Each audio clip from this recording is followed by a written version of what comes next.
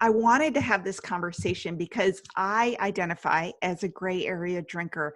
And I think a lot of women who listen to this podcast do as well. Can you tell me a little bit about how you define that or think about that term? Yeah, I mean, kind of historically, there's been two buckets of how I think stereotypically culture and society has looked at drinking. And there's either, that end stage, rock bottom, sitting on the park bench, drinking out of a brown paper bag, lose everything, the wheels just kind of fall off. That's one bucket. And then the other is just kind of every now and again drinking. I'm a social drinker, don't have, quote, a problem. And every now and again drinking, meaning like literally a drink here or there a couple times a year.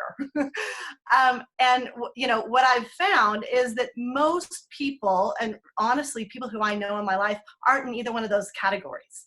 I actually know a couple people who literally have a drink, like on New Year's Eve, like one drink, and then they have a wedding in February and they toast and have that one drink and they never think about it again, and they don't have really, often don't have alcohol in their home, and so they literally have like 4 drinks a year. I know a couple of people like that, but most people aren't like that. And I don't know, many people like that. And I also don't know many people, honestly, who, are so end stage where their eyes are yellow with jaundice and they've just pickled themselves literally with alcohol. But who I know is everybody in between those two extremes. And so historically, kind of traditionally, we've defined of like, well, I'm not that bad, I'm not that extreme, but we're drinking and silently struggling with that. And that's what I kind of term as, that gray area that hasn't really had a voice for many years until recently. And so the more I've kind of spoken about that and shared my own story, it's certainly where my drinking was. So many women especially have just come out of the woodwork saying, that's me, that's my story. I function. I don't have any necessarily, consequence externally that everybody can kind of hold up and say, look, there's proof. Yet they have struggled for years trying to, rein in their drinking and not drink as much, and worried about their drinking and silently, beating themselves up. And how common that is when we start talking about it. How many women say, that's me? I've just never heard somebody talk about it. Yeah, absolutely. And I think that's where I fell in and where a lot of the women I work with and the women who listen would fall in as well. And I think there's also, everybody hears the stories, whether they've done it themselves, of in the middle of the night Googling, am I an alcoholic?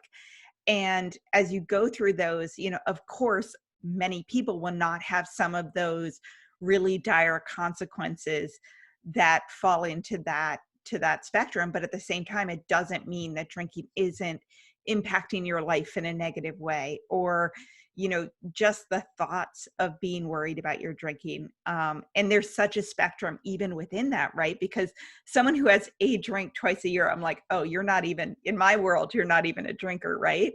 In my mind, the question was, do you have 2 drinks a night, 4 nights a week, versus a bottle plus a night, 7 nights a week? And, I was on the bottle plus a night range, and yet still functioning.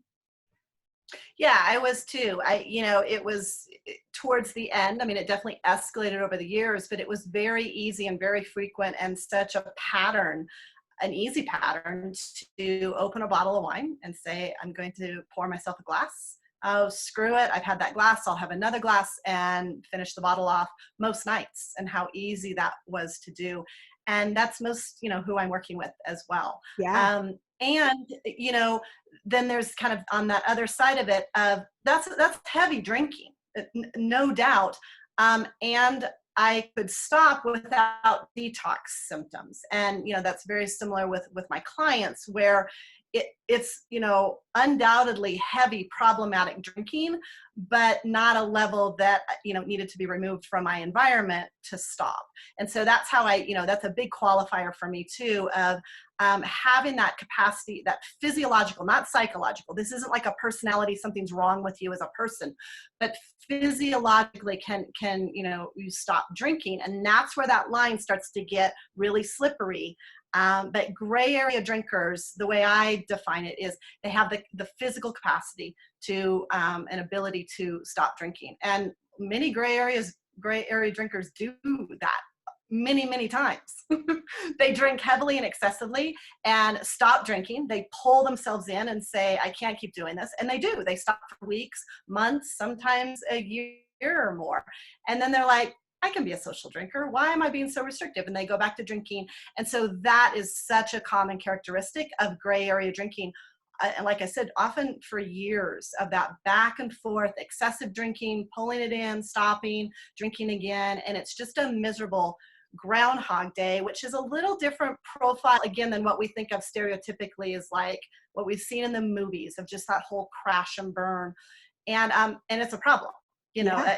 I always want to clarify that too. Sometimes people are like, oh, gray area drinkers, they can take it or leave it. No, it's absolutely, that's why I quit drinking. It was 100% absolutely a problem. And that back and forth with it is misery.